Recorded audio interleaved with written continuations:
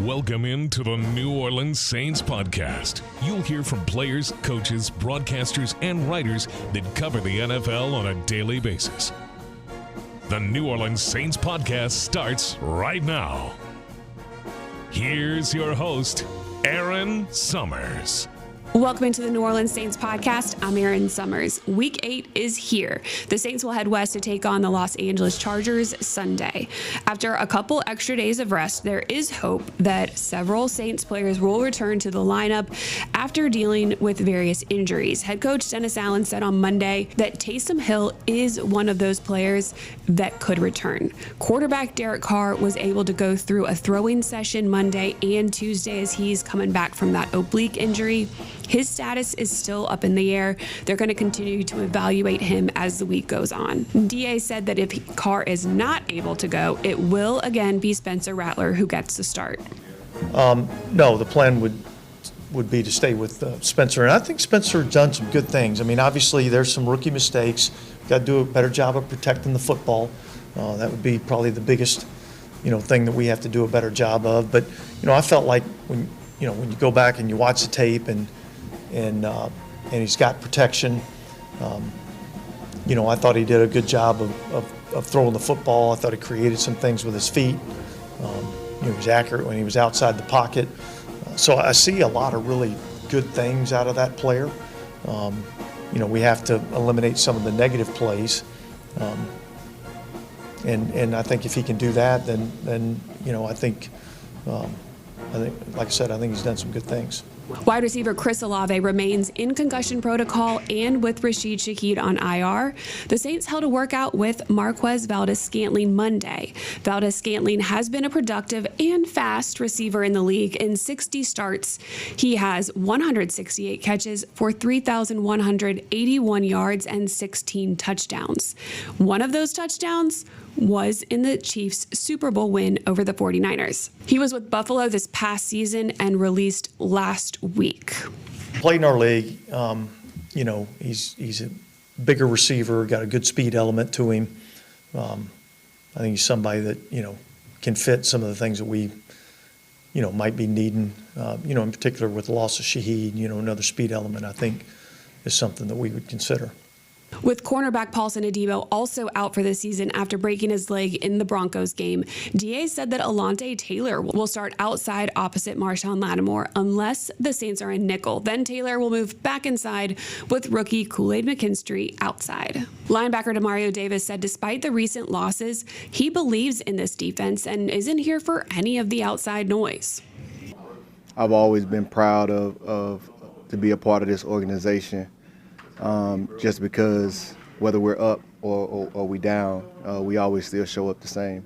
And we always show up in a way with a mindset to find an opportunity to get better and weather the storm. I think it's reflective of who we are. It's reflective of the city that we play for. That's why I kind of took it personal when it was kind of conversations about the effort. And, that's like questioning personality. That's like questioning character. And as long as I've been here, I've never seen a drop-off of effort. If you look at the tape, you're not going to see that. Even on the last snap, you got guys flying to the ball. And so I think that can come, so you can anticipate there's always going to be, different opinions that are out there of why, because everybody's disappointed. Everybody's disappointed when you're not winning, But that's a good thing. That means you're accustomed to winning. We're not the only team in the league that's in this spot, but what we can control is how we handle being in this spot, and I think it's a great opportunity to search ourselves, find a way to get better, weather the storm, and learn from the adversity, and looking forward to coming out of it. As for this week's opponent, the Chargers are coming off a Monday night 17-15 loss to Arizona. and if you stayed up and watched the game. There were a few calls that did not go the Chargers' way down the stretch, may have affected the outcome, but the biggest problem for LA was the inability to get into the end zone. 395 yards of offense, quarterback Justin Herbert throwing for 349, and 0 touchdowns. It was the run game that really hurt on both sides. Chargers couldn't get one going, and Arizona's James Conner had his way with the run defense. 152 total yards, 101 on the ground. The Chargers defense had been a strength of the team, and it wasn't necessarily terrible Monday, allowing a season-high 181 rushing yards. Yeah, it does sound bad, but just 17 points. The Bolts have allowed 20 points or fewer in all 6 games this season, but they still sit at 500 at 3-3. Reports came out Tuesday morning of a players-only meeting after the game, so we'll see how they regroup on a shorter week. For our podcast today, former Saints defensive lineman Leroy Glover joins me, giving us some things to look for in this Week 8 matchup. Leroy, thank you so much for joining me on the New Orleans Saints podcast. It's great to have former players stop by, give us some insight on some things. How are you doing? I'm doing great. How about yourself? I am doing well. We're getting ready for another game Sunday against the Chargers. I know you're familiar with that area. What is your history with, at that point, the San Diego Chargers? Well, at that point, you got to keep in mind, I'm originally born and raised in San Diego, California. Went to high school here at Point Loma High School. Went to San Diego State University as well. I never played for the Chargers, but then later on in my career, I was able to actually coach for the Los Angeles Chargers. And so that's kind of my background with the San Diego, now LA Chargers. How have you seen them change what they do under new head coach Jim Harbaugh? I think what we're seeing now, obviously they have a phenomenal quarterback back there. He's really been able to do some phenomenal things since he's came into the NFL from the University of Oregon. But I think what we're adding now under Harbaugh is a lot more consistent run game. I mean, they're really getting the ball downhill. Dobbs is doing a phenomenal job for them as well. And they still do have weapons on the outside where they can still take some deep shots. But I think primarily what they want to do, especially on normal downs, they want to establish some physicality at the line of scrimmage. Speaking of that physicality, head coach Dennis Allen just brought it up as far as what the Saints need to do defensively in terms of tackling and stopping a run game. He brought up a couple different terms, and I need you to help me out here. He said that they need to improve their communication, execution, strike, and shed. So what does he exactly mean? I think ultimately when you talk about communication, what you want to have happen, especially on the defensive side of the ball, is to have all 11 guys on the same page.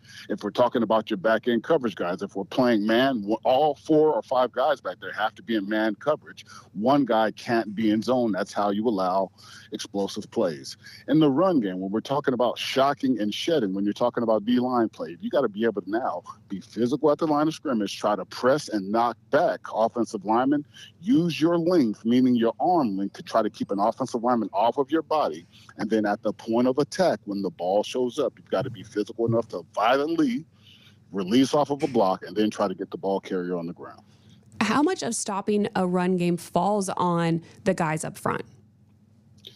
99.9% of the run game falls on the big defensive lineman up front, really trying to create a new line of scrimmage, trying to knock people backwards. And then lastly, it's a mentality, having 11 guys swarming to the football. That way, if you do miss a tackle, unfortunately, you got 10 other guys there to get him on the ground. Yeah.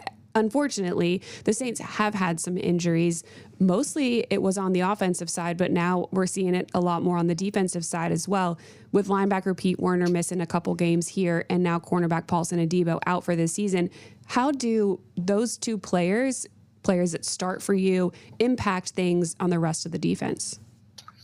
Yeah, depending on that situation, whenever you lose a linebacker the quality of Pete Werner, I think you obviously have to fall on your depth. It's a next man up mentality. Will that have the ability to limit some of the things you do from a play calling standpoint? I don't think so. I think you could still run some of the same defenses, some of the same pressures that you do in normal downs with Pete in the game. But where it gets a little tricky is when you lose a corner, especially quality corners. Will this have you play a little bit more zone defense on the back end? Will you put yourself in situations where you are allowing the next corner up to be one-on-one on the backside of a 3-by-1 situation with a potential for a fade? And so those are some of the things that go into your game planning when you lose quality players either at corner or at linebacker. It sounded like they are going to move Alontae Taylor over to the outside corner spot opposite Marshawn Lattimore when they're in with just two corners. But if they are back in playing nickel, then Alontae's going to move back inside, stay in at the nickel spot where he's been, and they're going to bring in Kool-Aid McKinstry. Alontae Taylor has experience in both positions. How does it maybe make things a little bit more difficult for him to move him around throughout a game? Yeah, I think as long as he can just stay in tune with what he's doing, number one, what you see from a positive standpoint from him, he does have length at the position. You know, you very rarely see corners with very, very long arms and long legs. That's a positive for him. Number two, I know he had some issues with tackling last week, but I trust his ability to get it corrected. Leaning back on fundamentals and techniques, he's traditionally a very sure tackler, and I think we're going to get him back on track to do what he does best. All right, you're a D-line guy, so break down the Saints defensive linemen for me. We've had the addition of Chase Young, Cam Jordan's moving in and out, and then you have Carl Granderson on the other end. But inside, it's been a lot. Brian Brzee seems like he's taken a step forward this year. What have you seen?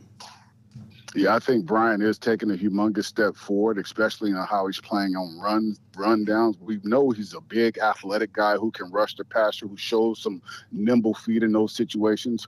What we're really trying to see is on first and second down, how are you playing against those power scoops and double teams? How are you doing to get us into third and long situations? And how you do that, you just got to win first and second down. Secondly, I think you're seeing the nose guard. Mr. Saunders is in there, is playing really good ball for the Saints right now. He's creating turnovers. He's stuffing the run up in the middle, and he's a consistent player, which you need at nose guard. Shepard at the 3 technique is just doing a good job of just quietly occupying blockers up front and keeping those linebackers clean, which is really, as a 3 technique, his job to do. A lot has fallen on the defense of late because of the changes on the offensive side. You know, you don't have your starting quarterback in Derek Carr. You're putting a rookie in there with Spencer Rattler, but the offensive line has been really banged up. How much onus does the defense kind of take on themselves to make sure that they're locked in, they're doing everything that they can to help out the offense when they're down a few people? Yeah, it's a pretty difficult situation. Obviously, as you mentioned, when you lose your number 1 and number 2 receiver, and then you also lose your number 1 quarterback. But how can the defense help out? Number one way that they can help out is controlling the run game. You know, controlling the run game is the one critical way. The other way is to try to create takeaways to get the ball back to your offense in some sort of scoring-friendly positions. Hopefully, flip the field, get them the ball on the plus side of the 50 so they can take advantage of some of those situations as well. Offensively, what do the Saints need to do to make up for the fact that they aren't going to have their number 1 and number 2 receiver in? Or potentially, because Olave's still in concussion protocol. Sure. I think it's time to lean on your run game. I mean, it sounds cliche and it sounds kind of like an overly used term, but at the same time, it will make the offense's life a lot easier if you can now have a consistent run game behind AK and Mr. Williams at the running back position. It takes a lot of pressure off of your O-line. It takes a lot of pressure off of your young quarterbacks, and then it allows, when you do pass it, easier throws where it's not third and long, but it's more 3rd, 4, and 5 situations where it's easier throws for your quarterback. Mm-hmm. The Saints did such a good job creating that balance between the run game, establishing it, and setting up their pass game. What has been the issue over the past few games and why they haven't been able to really get that going? I think we're seeing this really on both sides of the ball. Offensively, it's your ability to try to create some explosive plays, and defensively, obviously, it's your ability to eliminate those explosive plays. I mean, if they can try to get an opportunity, once again, hard ball runs, play action pass to try to take a shot to get some chunk plays from the offense, I think that will benefit everyone. Yeah, it's been a little rough. Obviously, you got a 5-game losing streak. You've been on teams that have had a lot of success. What do you do when you're, going through a stretch where things aren't coming as easily? Yeah, I think one thing you have to remember in the National Football League is you got to have a very, very short memory. You remember the mistakes you make, you know the corrections that you have to make, but you got to really, really move on very quickly. The 24-hour rule is in effect. You didn't perform the way you wanted to the week prior. Well, you got an opportunity to fix it. And so that's kind of the mentality that you have to take. It doesn't take much to now go 1-0 this week. I think that's got to be the mentality. It's just get yourself ready, get prepared, get healthy, and let's focus all of our energy on being 1-0 this week. How much does it help that the Saints got a couple extra days, maybe to get away from the building, go hang out, spend some time away from football with that Thursday night game last week? Yeah, I think the biggest thing that you mentioned was the rest. Obviously, trying to get some of those guys who are injured back into the lineup. Mm-hmm. Some of the guys who are playing, trying to get those guys some rest as well so they can make a really, really big push coming up this next week. Taysom Hill has an opportunity to come back. DA said that they think that he might be able to this weekend. How impactful is he for this offense? Very impactful, in my opinion, because you keep defenses guessing. Mm-hmm. He comes into the game at at critical situations, whether he's running some wildcat stuff, or whether he's playing, wide tight end, U tight end, various things. Defenses have to account for guys like that when they come into the game, and oftentimes they make mistakes, and that's when explosive plays can occur. You're still in the running for a pretty high honor here for 2025, the Pro Football Hall of Fame. Are you just kind of waiting and hoping? What are your feelings like right now? Oh, I don't know what to feel about this thing, man, because, it's a hurry up and wait situation. I mean, let me just start with this. Number one, it's an honor and a privilege to even be considered for something this huge. Mm-hmm. You've been playing ball a long time as a player. You've been watching great players on offense and defense for a long time. And now your name is kind of in the mix with some of the other great ones, man. It's a humbling position to be in. And, hopefully things work up my way. We'll just have to wait and see. What are your favorite, your best memories of being a part of this Saints team? Well, ironically, I think it will be day one when I first got to New Orleans from the Oakland Raiders. Didn't know what to expect, never been to New Orleans before.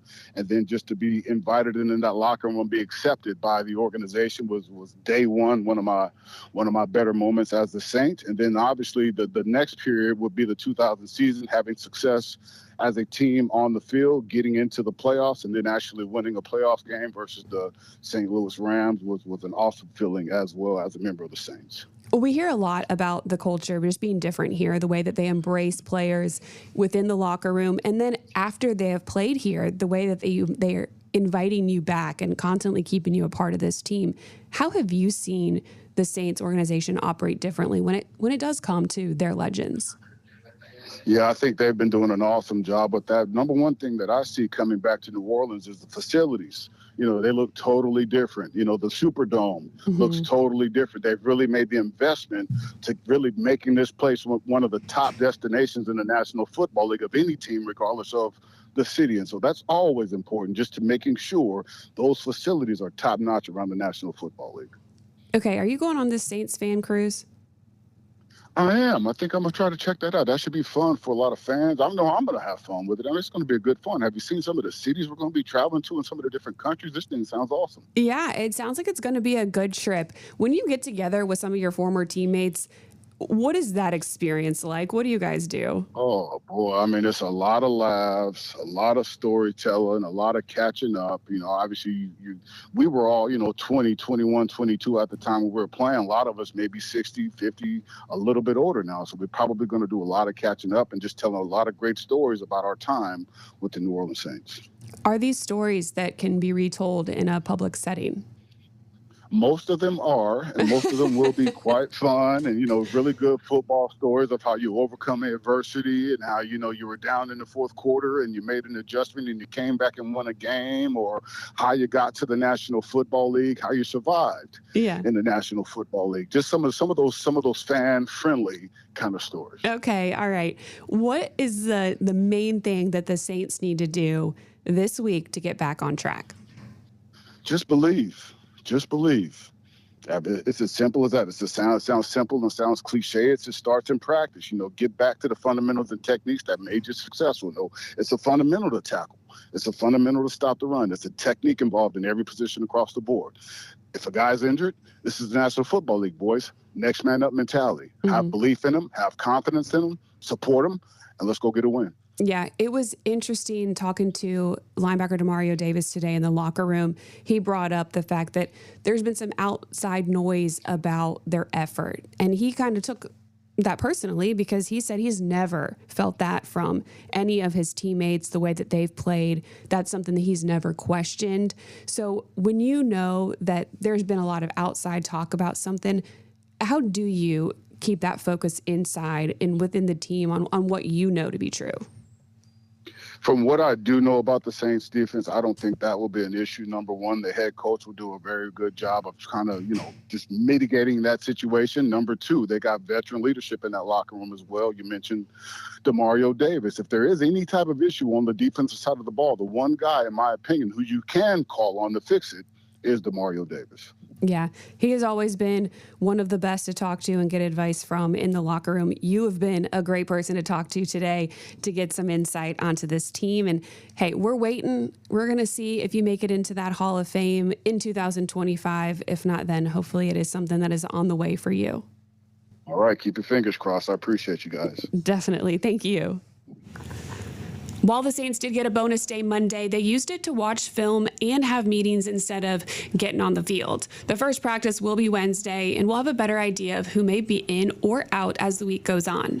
If you're looking to lock into the NFL this season, feel every play, every hit, every moment with the Sony 1000 XM5 noise-canceling headphones. The official headphones of the New Orleans Saints. With premium noise cancellation, you are in the zone, no distractions, just pure football. Whether you're in your living room or on the go, you'll never miss a beat with Sony headphones. I have a pair that is on the way, and I cannot wait.